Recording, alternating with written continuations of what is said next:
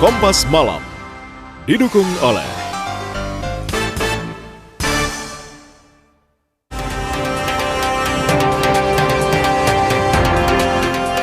Final FIFA Series, Timnas Indonesia tertinggal sementara dari Bulgaria skor 0-1.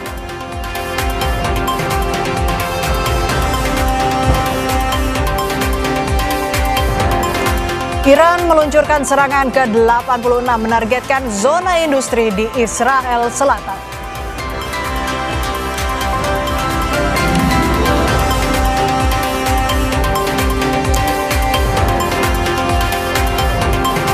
Presiden Amerika Serikat Donald Trump mengancam akan merebut minyak Iran.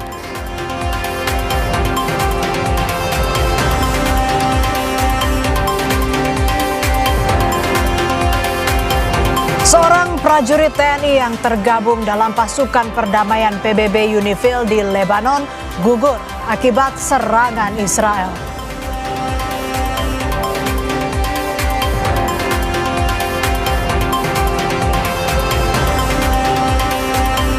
Pemerintah Indonesia masih bernegosiasi dengan Iran untuk membebaskan 2 kapal tanker Indonesia di Selat Hormuz.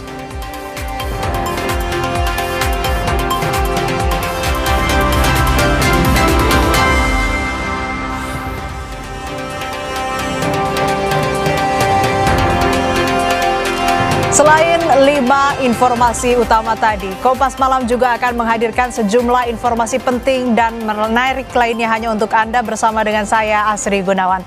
Kita jelang Kompas Malam selengkapnya. Informasi pertama, Saudara, Korps Garda Revolusi Iran meluncurkan serangan ke-86 yang menargetkan zona industri Neot Hovav di Israel Selatan.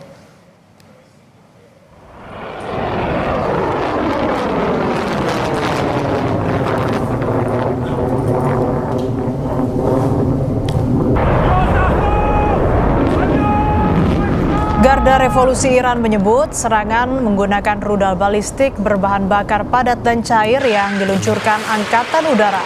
Serangan juga menghantam situs militer Israel di Negev, Komando Utara, dan pusat keamanan pemerintah di Yerusalem dan Tel Aviv menggunakan rudal balistik dan amunisi jelajah Iran.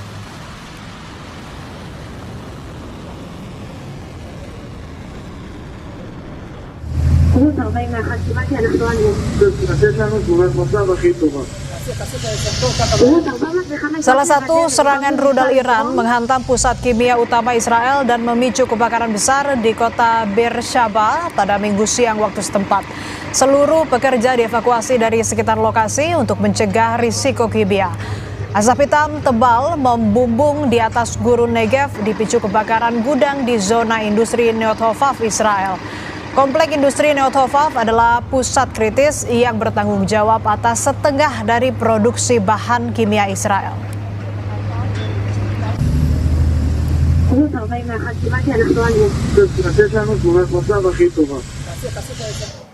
Kebakaran hebat terjadi di kilang minyak terbesar Israel di Haifa usai rudal Iran menghantam wilayah tersebut. Ini adalah serangan lanjutan di kawasan Haifa.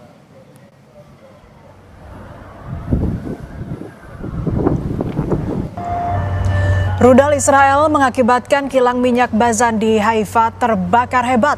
Sebelumnya, rudal Iran juga menghantam kawasan Haifa hingga menyebabkan gangguan listrik di Israel.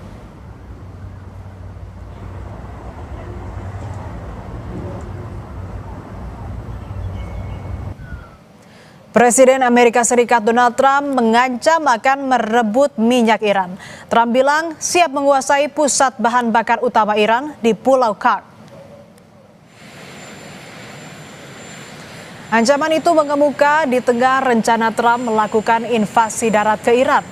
Trump optimis mampu merebut Pulau Kurd dan menguasai sumber minyak Iran meski ditentang oleh warga Amerika Serikat. Trump bilang pasukan Amerika Serikat kemungkinan akan berpatroli dalam jangka waktu yang panjang di sekitar Pulau Kurd.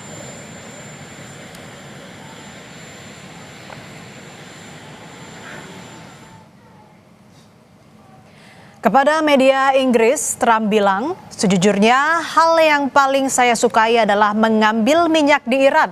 Tetapi beberapa orang di Amerika Serikat berkata, mengapa Anda melakukan itu?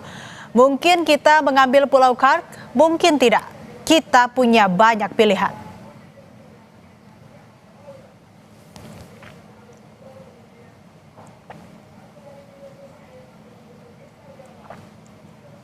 Menteri Luar Negeri Republik Indonesia Sugiono mengonfirmasi seorang anggota TNI gugur dalam serangan Israel di Lebanon.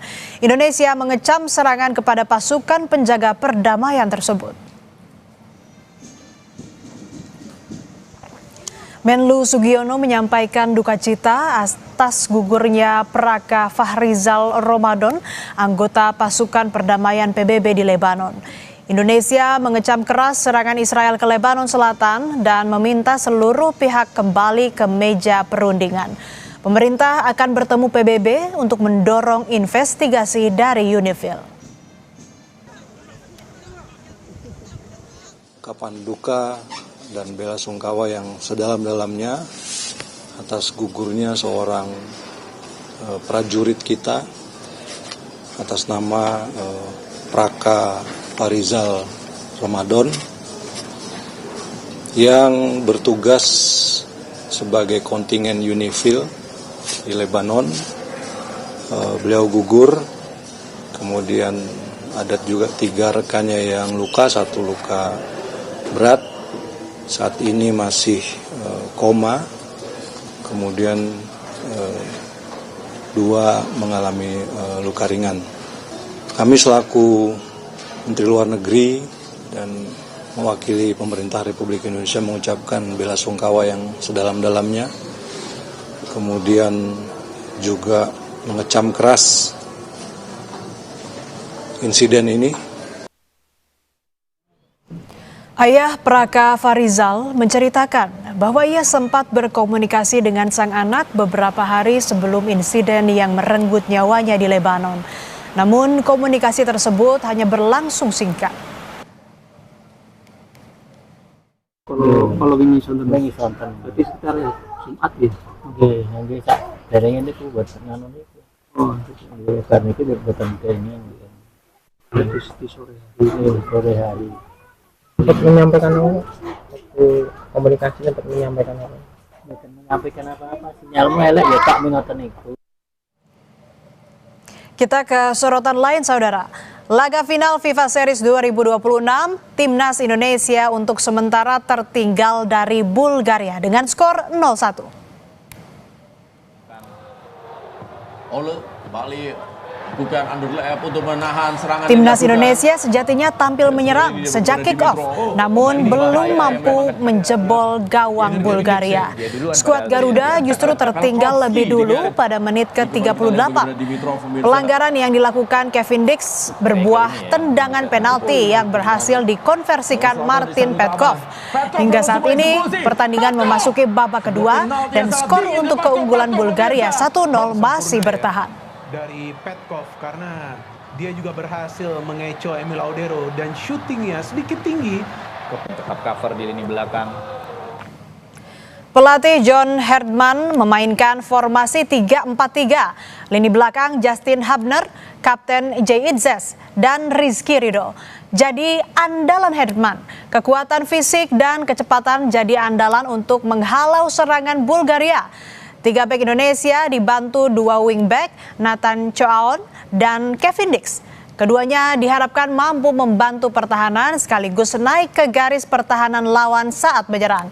Duet Calvin Verdong dan Joy Palupesi, Verdong jadi lapis pertama pertahanan Indonesia, sementara Palupesi jadi pengatur permainan skuad Garuda. Di lini serang, Ragnar Oratmangun, Ole Romeni, dan Ramadan Sananta jadi juru gedor menghadapi pertahanan Bulgaria.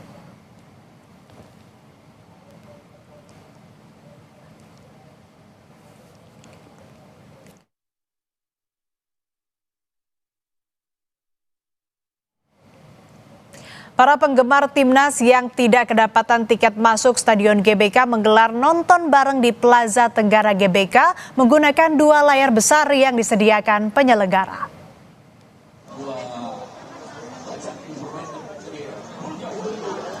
Tak hanya di dalam stadion, di luar stadion sejumlah supporter timnas juga meramaikan final FIFA Series. Keramaian juga makin terasa ketika para supporter meneriakan yel-yel untuk memberikan semangat kepada timnas.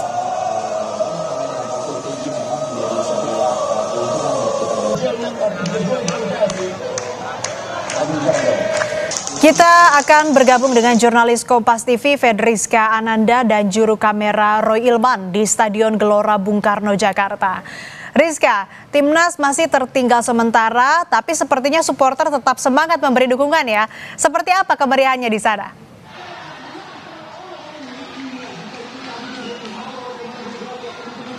Sangat meriah Asri dan juga saudara, di mana saat ini merupakan momen yang sangat menegangkan bagi supporter timnas, di mana tadi setelah kemudian gawang timnas ini berhasil dibobol oleh Bulgaria 1-0 pada menit 38 hingga babak kedua ini timnas ini terus berusaha untuk menyerang, melakukan serangan ke gawang Bulgaria, di mana tadi beberapa sebetulnya sudah ada umpan-umpan yang bagus dilemparkan oleh para pemain timnas ini tapi belum berhasil untuk membobol gawang dari Bulgaria, di mana kalau misalkan untuk di luar stadion ini sendiri, para supporter timnas ini sangat antusias sekali melihat pertandingan malam ini. Mereka sangat gregetan begitu ya, sangat memberikan semangat begitu kepada timnas. Kemudian ketika ketika timnas ini hampir berhasil membobol gawang Bulgaria, meskipun tadi sudah tertinggal 1-0, namun tampaknya optimisme dari para penggemar timnas ini masih sangat luar biasa. Mereka masih sangat berharap Indonesia berhasil menyamakan kedudukan kemudian ketika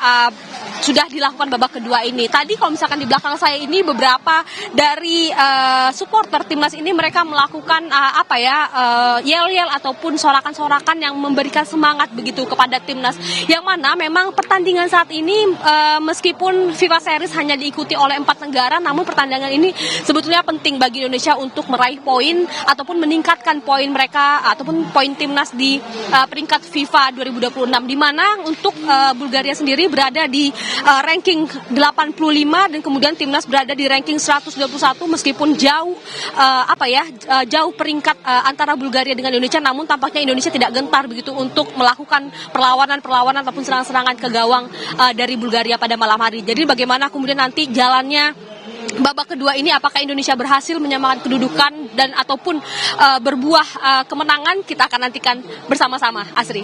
Ya Rizka, di luar yang supporter yang tidak kedapatan tiket juga menggelar nobar begitu ya. Mungkin masih banyak juga supporter timnas di luar sana yang baru mau join ke GBK meskipun memang pertandingan sudah berjalan, sudah memasuki babak kedua. Bisa Anda informasikan di mana titiknya para supporter timnas ini bisa ikut nobar di sana, dan juga mungkin bisa Anda ceritakan keunikan atau kehebohan lain yang ada di sana dari supporter timnas Indonesia?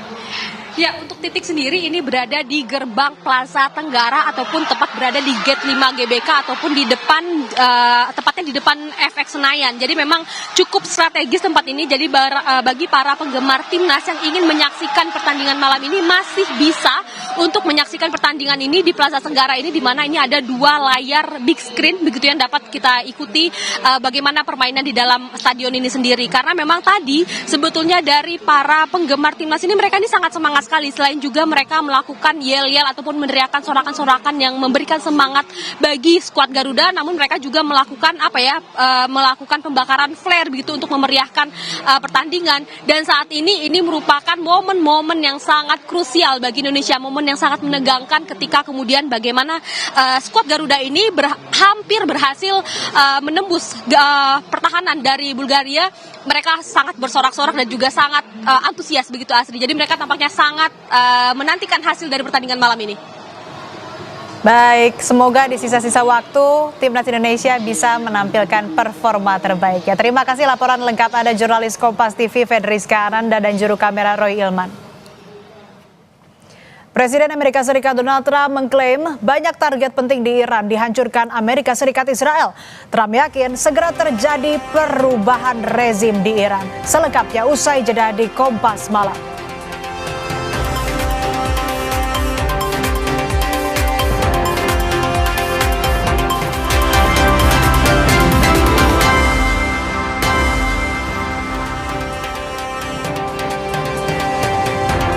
Presiden Amerika Serikat Donald Trump mengklaim banyak target penting di Iran dihancurkan Amerika Serikat Israel.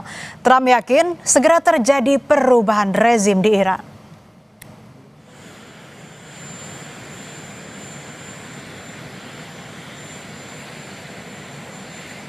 Trump menambahkan, pemimpin tertinggi Iran yang baru, Ayatollah Mojtaba Khamenei, mungkin masih hidup tetapi terluka parah. Trump juga bilang, Iran telah setuju untuk mengizinkan 20 kapal pengangkut minyak melewati Selat Hormuz mulai Senin pagi dan berlanjut selama beberapa hari ke depan.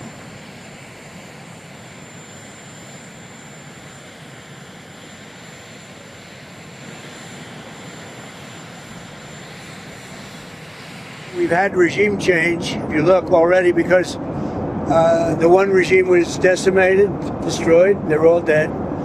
The next regime is mostly dead. And the third regime, we're dealing with different people than anybody's dealt with before. It's a whole different group of people. Juru bicara Markas Pusat Hatam Al-Anbiya, Ibrahim Zulfagari, mengumumkan akan membidik kediaman para komandan dan pejabat politik Amerika Serikat. Iran mengklaim ini jadi serangan balasan pasca serangan Amerika Israel menyasar rumah-rumah warga sipil dan angkatan bersenjata Iran. توجه به شرارت‌ها و اقدامات تروریستی دشمنان آمریکایی صهیونیستی و هدف قرار دادن منازل مسکونی مردم ایران در شهرهای مختلف، نیروهای مسلح جمهوری اسلامی ایران در اقدامی تلافی جویانه محل سکونت فرماندهان و مسئولان سیاسی آمریکا و رژیم صهیونیستی در منطقه و سرزمین‌های اشغالی را هدف قرار خواهند داد. Iran tantang balik Amerika Serikat merespons rencana serangan darat Amerika Serikat. Juru bicara Komando Gabungan Iran sudah pasang ancang-ancang jika Amerika Serikat melakukan serangan darat. Dalam pernyataannya, Letnan Kolonel Ibrahim Zulfagari mengatakan pasukan Iran siap menghadapi serangan darat Amerika Serikat. Ia menambahkan serangan Amerika Serikat tidak akan menghasilkan apa-apa.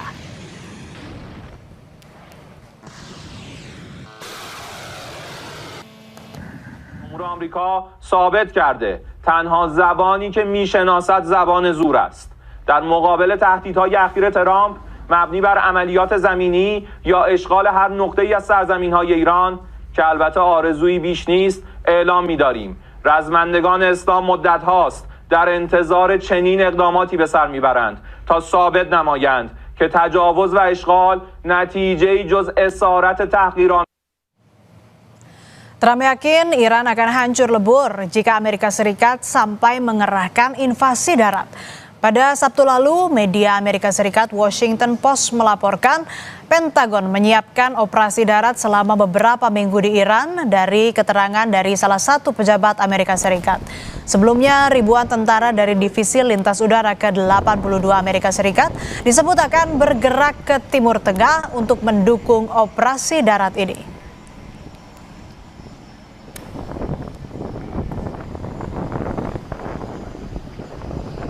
Circumstances where you send in ground troops. How are you thinking about that? I don't even want to talk about it now. I mean, that's. I don't think it's an appropriate question. You know, I'm not going to answer it. Could there be? Possibly, for very good reason. Have to be very good reason. And I would say if we ever did that, they would be so decimated that they wouldn't be able to fight at the ground level. Are you thinking about the oil facility? Menurut situs Global Firepower, Amerika Serikat menduduki peringkat pertama sebagai negara dengan kekuatan militer terbesar dunia per Januari 2026. Amerika Serikat diperkirakan memiliki total 2,1 juta personel militer. Dari jumlah ini, 1,3 juta personel aktif dan 799.500 personel cadangan. Angkatan Darat Amerika Serikat tercatat punya 1.174.890 personel. Selain itu, Angkatan Darat Amerika Serikat juga memiliki 4.666 tank, 409.660 kendaraan tempur, rudal, dan senjata artileri dengan total 5.130.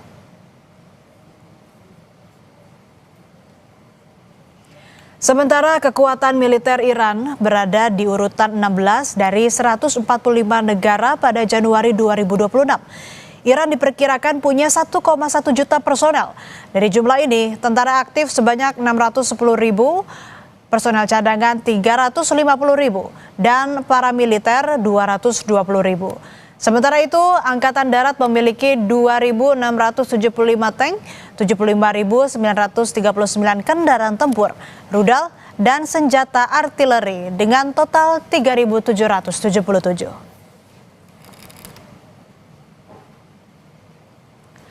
Sejumlah persiapan diklaim terus dilakukan Trump untuk melancarkan invasi darat ke Iran.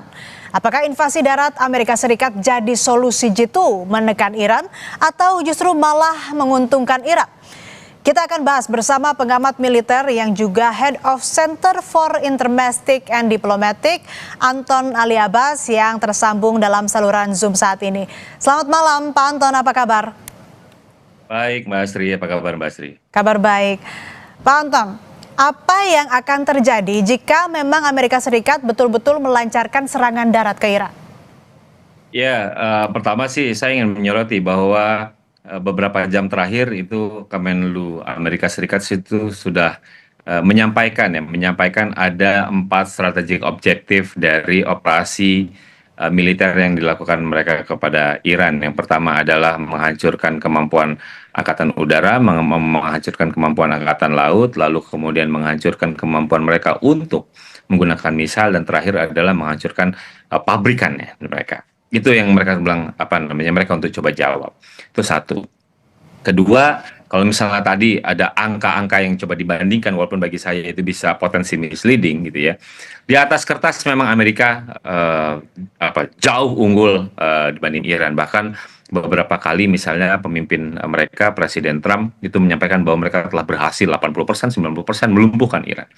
Pertanyaannya kan sampai hari ini Iran masih tetap bisa melakukan serangan balasan ke titik-titik tertentu strategis. Bahkan terakhir pekan lalu misalnya mereka menyerang ke Arab Saudi, ada pesawat untuk yang sifatnya strategis untuk kemudian melakukan penyerangan gitu ya. Ini untuk pemantauan gitu. Itu hancur gitu ya. Belum lagi kemampuan mereka untuk bertahan gitu ya. Jadi ada banyak aset yang kemudian sudah mulai menurun kemampuan dari Amerika Serikat. Jadi kalau misalnya atas kertas menang gitu. Apalagi kalau misalnya strategik ketika mereka ingin melakukan operasi darat, apa yang ingin menjadi target?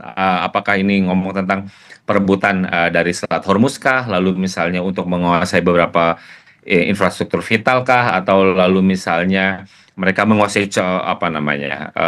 Kart Island gitu. Mungkin kesuksesan itu ada gitu ya. Tapi kan pertanyaannya adalah apakah mereka mampu kemudian untuk mempertahankan kesuksesan itu? Itu yang akan menjadi pertanyaan.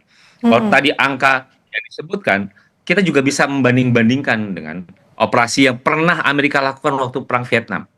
Luas Vietnam Selatan kala itu cuma 1/10 dari Iran yang ada saat ini. Berapa banyak pasukan yang terjunkan? Lebih dari 530.000. Berapa yang menjadi korban? Lebih dari 10%. Gitu ya.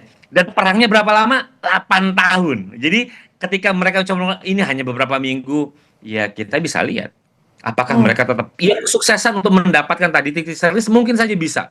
Tapi bagaimana mempertahankannya itu adalah soal lain. Karena pertanyaannya, kita bicara tadi, Anda membandingkan ini ada yang besar dan ada yang kecil. Perangnya kemudian tidak hanya sekedar suksesnya itu. Kesuksesan dari yang kecil, dalam hal ini Iran, itu adalah seberapa lama dia mampu bertahan melakukan penyerangan. Itu adalah salah satu bentuk kesuksesan. Oke. Pertanyaannya adalah apakah Amerika kemudian mampu untuk mempertahankan? Karena ini akan bicara tentang logistik. Pelurunya berapa banyak? Lalu kemudian dukungan medis, dukungan fuel, gitu, bangun basis dan lain-lain. Itu juga butuh pemikiran sendiri gitu. Jadi Vietnam saja yang 10%, kalau misal luas wilayahnya dari Iran itu 500.000, ini cuma 20.000, dan mereka mencoba mengklaim dalam beberapa minggu, saya sih nggak yakin kemudian mereka akan mudah gitu. Jadi bagi saya ini mungkin adalah cara Trump untuk menggertak, kemudian dia masih pusing bagaimana kemudian memaksa Iran untuk menyerah gitu ya. Dia terus memaksa Iran untuk menyerah sehingga mukanya bisa diselamatkan. Gitu ya. Arogan Oke. ini bisa diselamatkan. Problemnya kan Iran sampai saat ini masih melakukan serangan, bahkan kemudian Houthi ikut melakukan serangan. Jadi pertanyaannya adalah bisa kita balik, apakah kemudian Amerika dan sekutunya kemudian sanggup untuk kemudian menghadapi beberapa medan laga sekaligus. Mereka menyerang ke Iran, iya, tapi kemudian ada beberapa titik yang melakukan serangan kepada Israel dan Oke. serangan kepada beberapa negara. Apakah mereka sanggup untuk melakukan itu? Gitu. Oke. Itu yang akan kemudian ketika kita lihat bahwa perang ini, kemudian kita tidak mudah untuk melihat bahwa ini adalah sukses atau tidak sukses. Bahkan cenderungnya adalah ini akan selalu bereskalasi dan menjadi sulit untuk kita menemukan titik reverse-nya, titik baliknya. Gitu. Oke. Itu Mbak Astrid. Oke, artinya probabilitas untuk kemenangan itu memang ada, tapi mempertahankannya ini yang jadi pertanyaan. Peluangnya seperti apa? Dan juga kalau dari sisi Amerika kan bisa disebut itu sebagai strategi jitu untuk menggertak Iran. Iran sendiri juga percaya diri ini menantang balik bahkan ancaman invasi darat Amerika Serikat. Lantas apa yang Iran punya? Modal apa yang Iran punya, Pak Anton? Bagi saya, Iran sampai saat ini dia masih tetap bisa melakukan serangan, itu adalah modalnya satu. Kedua, walaupun ada beberapa banyak, ada kapal, ada pesawat yang sudah mulai hancur, tapi sampai sekarang baik itu roket, baik itu kemudian drone tetap bisa melakukan serangan. Belum lagi kita bicara tentang ranjau di laut, gitu ya. Lalu belum lagi kita bicara drone itu kan tidak hanya yang ada di atas permukaan di udara, tapi juga ada permukaan laut, ada yang di bawah laut, gitu ya. Ada banyak yang kemudian Iran masih bisa lakukan. Belum lagi tadi dia dengan bantuan proksinya, ada dari Houthi, ada dari Hezbollah gitu ya. Jadi bagi saya sih tadi ketika kita bicara tentang perang asimetris itu tidak lagi kita lawan satu, enggak. Ini ngomong tentang kemenangannya lah, seberapa lama yang kecil ini mampu bertahan dan melakukan serangan. Jadi kalau misalnya dia bisa, kita lihat tadi perang Vietnam itu 8 tahun gitu. Itu yang luas. Dan ketika Amerika bilang bahwa Amerika pernah sukses di Irak, walaupun Irak Iran gitu ya, lalu kemudian mereka pernah melakukan invasi 2003 misalnya, ya silakan coba saja karena medan pertempuran di Iran daratan itu sangat jauh berbeda. Bagi saya, kalau misalnya ngomong probabilitas tadi, titik-titik strategis ya mungkin dicapai, mungkin, likely iya, tapi seberapa lama dia mampu bertahan? Apa ya, kemudian nanti malah kemudian ya korbannya akan jauh jatuh lebih banyak dan banyak tempat, dan ketika kemudian ada tekanan ekonomi global gitu ya, yang terus meningkat, apakah itu salah satu bentuk kemenangan dari Amerika Serikat? Toh Iran selama ini dengan sanksi dan lain-lain dia mampu bertahan. Iran itu untuk membangun kekuatannya, dia membangun kemampuan drone dan lain-lain itu kan puluhan tahun, 20-30 tahun dia mengembangkan itu. Itu di bawah sanksi, dia masih bisa mampu. Jadi kalau misalnya dikucilkan bagi Iran adalah biasa. Gitu. Jadi kemampuan dia untuk melakukan resiliensi adalah biasa. Mereka sudah biasa untuk melakukan itu. Makanya kan kalau misalnya ada banyak meme, silakan datang ke kami, kami akan menyambutnya gitu. Jangan ada banyak meme-nya, lalu ada video game-nya dan lain-lain. Itu adalah bagian dari perang operasi. Tapi bagi saya kemudian saya sih sanksi bahwa perang ini kemudian Amerika bisa sukses. Mereka bilang ini adalah hanya beberapa minggu selesai, saya sanksi. Kenapa? Karena sejauh ini udah lebih dari 5 minggu misalnya. Perangnya tetap berjalan. Pak Anton, katakanlah jika invasi darat dari Amerika Serikat ini betul terjadi di Iran. Lalu bagaimana peta konflik di Timur Tengah? Adakah potensi negara teluk ini akan bereaksi dan juga potensi perang regional ini makin terbuka lebar? Kalau misalnya mereka ingin melakukan perang regional itu tentu dari awal. Kenapa dari awal saya bilang? Karena kan Iran juga menyerang beberapa titik di negara-negara teluk. Gitu ya. Jadi sebenarnya kalau berdasarkan piagam PBB itu kan justify untuk mereka, ini adalah negara saya diserang walaupun itu adalah instalasi yang digunakan oleh Amerika Serikat, tapi mereka sebenarnya berhak untuk melakukan serangan balik. Gitu. Tapi kan kenyataannya sampai hari ini mereka tidak ada yang berani untuk melakukan itu. Uni Emirat Arab itu dibombardir berapa kali? Qatar dibombardir berapa kali? Arab Saudi dibombardir berapa kali? Tapi apakah mereka kemudian serang balik? Kan enggak. Gitu ya. Jadi bagi saya sih ya bahwa ketegangan regional dan mereka sungguh jelas berhitung, apalagi kemudian Houthi kalau dia kemudian bisa menutup selat yang ada di Laut Merah, tentu itu akan menambah tekanan di negara-negara teluk. Gitu. Jadi tentu saja saya pikir negara-negara teluk itu berpikir beribu kali untuk mereka ikut terjun, bahwa mereka membolehkan fasilitas yang ada di mereka untuk digunakan Amerika Serikat, iya. Walaupun dalam beberapa waktu lalu Menlu Rusia, Lavrov sudah bilang bahwa ini ada negara-negara Teluk sudah mulai berpikir untuk tidak mengizinkan fasilitas militer yang di tempat mereka untuk digunakan Amerika Serikat. Kalau itu terjadi, maka tentu saja Amerika Serikat akan bingung untuk kemudian melakukan serangan darat, menjalankan operasi darat. Kenapa? Karena ketika kita bicara tentang pendaratan, pasukan, itu kan butuh bantuan, butuh dukungan, butuh logistik dan lain-lain. Ini dari mana? Kenapa? Karena ketika misalnya markas di Diego Garcia misalnya yang jaraknya 4.000 itu milik Inggris digunakan Amerika Serikat, Iran kemudian mencoba untuk menyerang ke sana. Artinya apa? Iran ini juga lagi nggak main-main untuk melakukan itu. Iran juga masih banyak stoknya. Kalau misalnya negara tutup kayak gini kan kita cuma meraba-raba, oh mungkin dia stoknya segini, berapa ribu. Tapi jangan. Baik Pak. Tahanan regionalnya juga terus menurun karena menghadapi serangan udara dari Iran. Baik itu lewat misal maupun lewat drone, Mbak Asri. Oke, artinya invasi darat jika benar-benar dilakukan Amerika Serikat tentunya ini akan menambah atau membuat konflik di Timur Tengah makin meradang. Tapi kalau soal siapa yang bertahan, siapa yang menang, ataupun juga bagaimana mempertahankan kemenangan, ini juga yang memang masih belum jelas atau ada banyak sekali probabilitas yang mungkin terjadi. Terima kasih Pak Anton Ali Abbas telah bergabung dan berbagi pandangan Anda bersama kami di Kompas Malam. Sehat selalu. Saudara, Iran meluncurkan serangan ke-86 menargetkan zona industri di Israel Selatan. Selengkapnya usai jeda di Kompas Malam.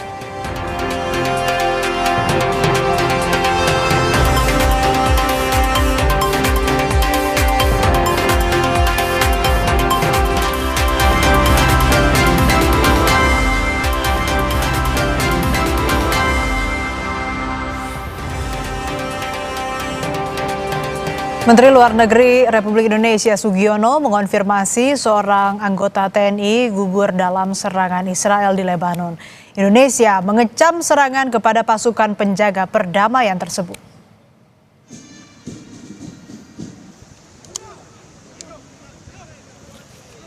Menlu Sugiono menyampaikan duka cita atas gugurnya Praka Fahrizal Ramadan, anggota pasukan perdamaian PBB di Lebanon. Indonesia mengecam keras serangan Israel ke Lebanon Selatan dan meminta seluruh pihak kembali ke meja perundingan. Pemerintah akan bertemu PBB untuk mendorong investigasi dari UNIFIL.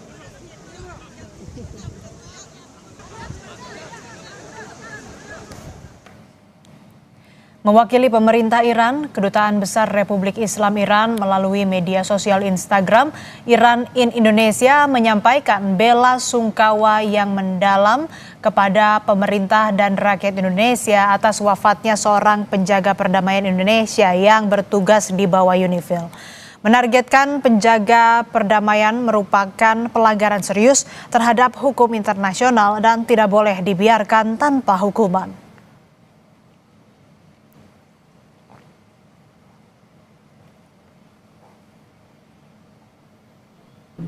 Ayah Praka Fahrizal menceritakan bahwa ia sempat berkomunikasi dengan sang anak beberapa hari sebelum insiden yang merenggut nyawanya di Lebanon.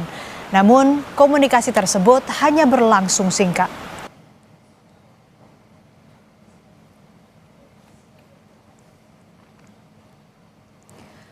Korps Garda Revolusi Iran meluncurkan serangan ke-86 yang menargetkan zona industri Neot Hovav di Israel Selatan.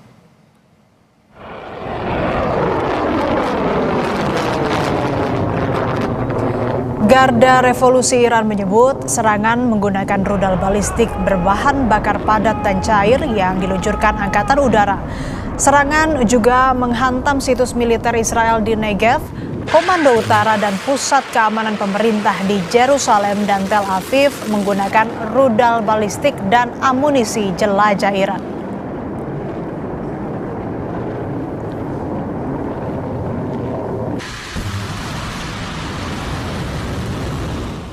Iran tantang balik Amerika Serikat merespons rencana serangan darat Amerika Serikat. Juru bicara Komando Gabungan Iran sudah pasang ancang-ancang jika Amerika Serikat melakukan serangan darat. Dalam pernyataannya, Letnan Kolonel Ibrahim Zolfagari mengatakan pasukan Iran siap menghadapi serangan darat Amerika Serikat. Ia menambahkan serangan Amerika Serikat tidak akan menghasilkan apa-apa. رئیس جمهور آمریکا ثابت کرده تنها زبانی که میشناسد زبان زور است. در مقابل تهدیدهای اخیر ترامپ مبنی بر عملیات زمینی یا اشغال هر نقطه‌ای از سرزمین‌های ایران که البته آرزویی بیش نیست اعلام می‌داریم رزمندگان اسلام مدت هاست در انتظار چنین اقداماتی به سر میبرند تا ثابت نمایند که تجاوز و اشغال نتیجه‌ای جز اسارت تحقیرآمیز. Trump yakin Iran akan hancur lebur jika Amerika Serikat sampai mengerahkan invasi darat. Pada Sabtu lalu, media Amerika Serikat Washington Post melaporkan Pentagon menyiapkan operasi darat selama beberapa minggu di Iran dari keterangan dari salah satu pejabat Amerika Serikat. Sebelumnya, ribuan tentara dari Divisi Lintas Udara ke-82 Amerika Serikat disebut akan bergerak ke Timur Tengah untuk mendukung operasi darat ini. What are the circumstances where you'd send in ground troops? How are you thinking about that? I don't even want to talk about it now. I mean, it's, I don't think it's an appropriate question. You know, I'm not going to answer it. Could there be? Possibly, for very good reason. Have to be very good reason. And I would say if we ever did that, they would be so decimated that they wouldn't be able to fight at the ground level. Are you thinking about the oil facility? Menurut situs Global Firepower, Amerika Serikat menduduki peringkat pertama sebagai negara dengan kekuatan militer terbesar dunia per Januari 2026. Amerika Serikat diperkirakan memiliki total 2,1 juta personel militer. Dari jumlah ini, 1,3 juta personel aktif dan 799.500 personel cadangan. Angkatan Darat Amerika Serikat tercatat punya 1.174.890 personel. Selain itu, Angkatan Darat Amerika Serikat juga memiliki 4.666 tank, 409.660 kendaraan tempur, rudal, dan senjata artileri dengan total 5.130. Sementara kekuatan militer Iran berada di urutan 16 dari 145 negara pada Januari 2026. Iran diperkirakan punya 1,1 juta personel. Dari jumlah ini, tentara aktif sebanyak 610.000, personel cadangan 350.000, dan paramiliter 220.000. Sementara itu, Angkatan Darat memiliki 2.675 tank, 75.939 kendaraan tempur, rudal, dan senjata artileri dengan total 3.777.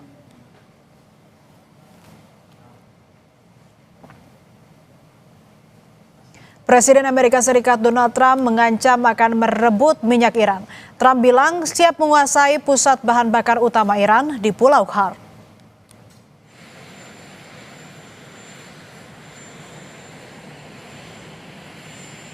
Ancaman itu mengemuka di tengah rencana Trump melakukan invasi darat ke Iran. Trump optimis merebut Pulau Khark dan menguasai nyawa energi Iran. Trump bilang pasukan Amerika Serikat kemungkinan akan berpatroli dalam jangka waktu yang panjang di sekitar Pulau Khark.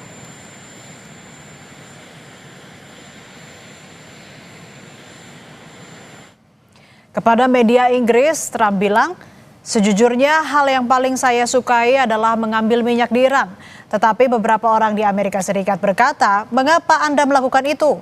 Mungkin kita mengambil Pulau Khark, mungkin tidak. Kita punya banyak pilihan.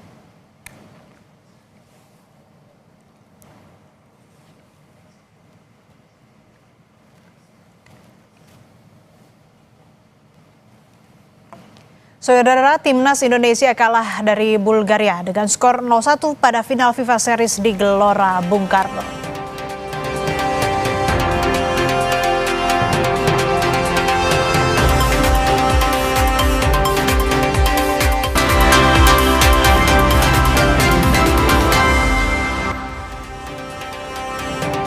Timnas Indonesia kalah dari Bulgaria dengan skor 0-1 pada final FIFA Series 2026 di Gelora Bung Karno, Jakarta, Senin malam. Mencoba bantuan yang diberikan, ya, keputusan yang diberikan oleh Wasit Nazmi. Dan kita akan bergabung dengan jurnalis Kompas TV Fedriska Ananda serta juru kamera Roy Ilman di Gelora Bung Karno, Jakarta. Rizka, bagaimana tanggapan supporter atas hasil malam ini?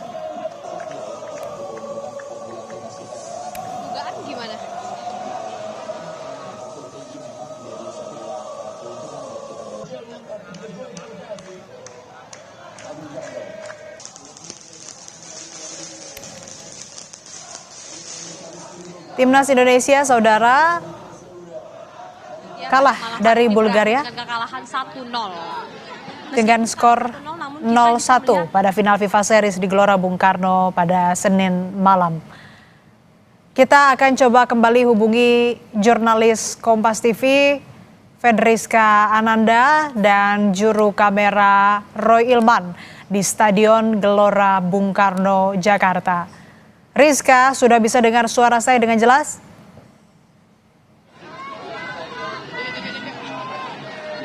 Ya, Asri, selamat malam.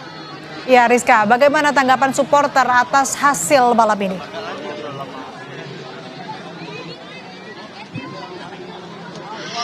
Ya, Asri, sayang sekali memang pada malam hari ini pada pertandingan Indonesia melawan Bulgaria ini berakhir dengan kekalahan 1-0. Namun tampaknya dari supporter timnas ini masih tetap memberikan dukungan kepada timnas. Bagaimana mereka mengatakan bahwa sejak awal arah lawan ataupun ke arah gawang Bulgaria, namun memang belum berakhir dengan satu gol pun. Meskipun tadi kita melihat juga bahwa bagaimana pertandingan Indonesia melawan Bulgaria ini sayang sekali belum berhasil membuahkan satu gol pun ke arah lawan ataupun ke arah gawang Bulgaria, sehingga memang tadi disampaikan oleh beberapa pemain timnas yang mengatakan bahwa mereka sebetulnya melihat permainan malam ini sangat seru sekali, sangat menegangkan, sangat membuat gregetan begitu tadi katanya, karena memang kita melihat juga bagaimana kemudian banyak sekali sebetulnya peluang-peluang yang berhasil dibuat oleh pemain timnas, kemudian banyak juga gol-gol yang hampir diciptakan oleh pemain timnas, namun finishingnya belum berhasil. Tadi memang kalau misalkan untuk satu gol yang berhasil dibuat oleh Bulgaria ke arah gawang Indonesia ini atas hasil penalti yang memang ditorehkan akibat pelanggaran dilakukan oleh Kevin Dix. Namun memang satu kesalahan ini saja bisa kemudian membuat berhasil menciptakan gol ke lawan ataupun ke gawang Indonesia. Kalau kita lihat juga pertandingan pada malam hari ini, selain juga Indonesia bertahan agar tidak terjadi kembali kebobolan, namun Indonesia juga melakukan banyak perlawanan-perlawanan, serangan-serangan yang memang strategis yang dilakukan ke arah gawang Bulgaria. Namun memang sayang sekali pada pertandingan malam hari ini Indonesia harus kalah 1-0. Namun pemain timnas ataupun maksud kami dari supporter, mereka tetap menaruh harapan besar kepada timnas ataupun kepada pelatih baru John Hedman. Tadi dikatakan bahwa ini baru pertandingan kedua sejak John Hedman. Timnas Indonesia cukup kuat dan kita perlu apresiasi perjuangan yang juga sudah dilakukan oleh timnas Indonesia di laga FIFA Series melawan Bulgaria malam ini. Terima kasih. Laporan lengkap Anda jurnalis Kompas TV Fedriska Ananda dan juru kamera Roy Ilman dari Stadion Gelora Bung Karno, Jakarta. Pemerintah Indonesia masih negosiasi dengan Iran untuk membebaskan 2 kapal tanker Indonesia di Selat Hormuz. Selengkapnya usai jeda di Kompas Malam.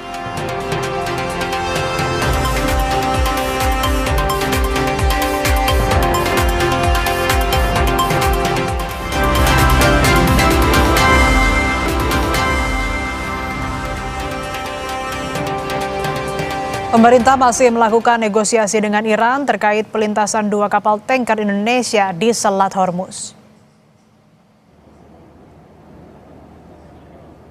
Menteri Luar Negeri Sugiono bilang pemerintah masih bernegosiasi dengan Iran terkait perlintasan 2 kapal tanker Indonesia di Selat Hormuz.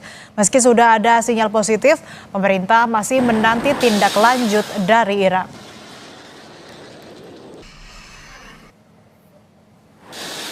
Sinyal positif terkait kapal kita bisa lewat Selat Hormuz itu udah fix. Ini masih dibicarakan, masih dinegosiasi. Tapi udah dapat sinyal positif sejauh ini. Yang negosiasi sudah ada sinyal positif ya. Tapi kita lihat nanti eksekusinya seperti apa. Menteri ESDM Bahlil Lahadalia tekankan stok BBM dalam negeri masih stabil. Terkait untuk harga BBM subsidi, Bahlil pastikan Presiden akan membuat keputusan dengan mempertimbangkan situasi rakyat. Harga sekarang sudah mencapai $115. Di dalam negeri masih stabil. Insya Allah atas arahan Bapak Presiden untuk BBM subsidi sampai dengan sekarang, saya pikir Bapak Presiden punya hati lah untuk memperhatikan rakyat kecil. Percayalah, nanti tunggu tanggal mainnya, Bapak Presiden akan memutuskan seperti apa untuk kebaikan rakyat bangsa dan negara. Bapak Presiden kita ini kan tiap hari memikirkan tentang bagaimana pembangunan negara, tapi juga bagaimana memperhatikan kebutuhan dan kondisi masyarakat kita di bawah. Korps Garda Revolusi Iran meluncurkan serangan ke-86 yang menargetkan zona industri Neot Hovav di Israel Selatan.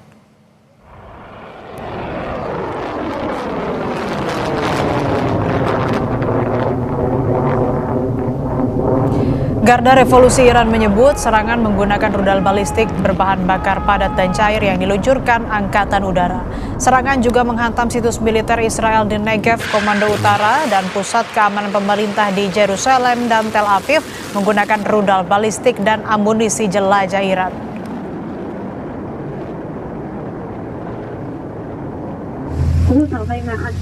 Salah satu serangan rudal Iran menghantam pusat kimia utama Israel dan memicu kebakaran besar di kota Beersheba pada Minggu siang waktu setempat. Seluruh pekerja dievakuasi dari sekitar lokasi untuk mencegah risiko kimia. Asap hitam tebal membumbung di atas gurun Negev dipicu kebakaran gudang di zona industri Neot Hovav, Israel. Komplek industri Neot Hovav adalah pusat kritis yang bertanggung jawab atas setengah dari produksi bahan kimia Israel.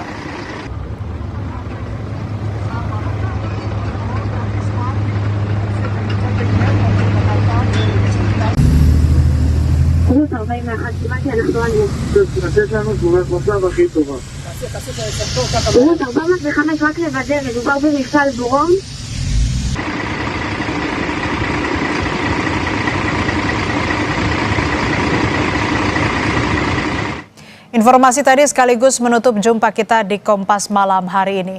Perbarui terus informasi Anda di Kompas TV dengan 3 botol air mineral 700 ml yang setara dengan 2 liter air untuk 1 hari penuh kesejukan. Saya Asri Gunawan. Terima kasih. Sampai jumpa.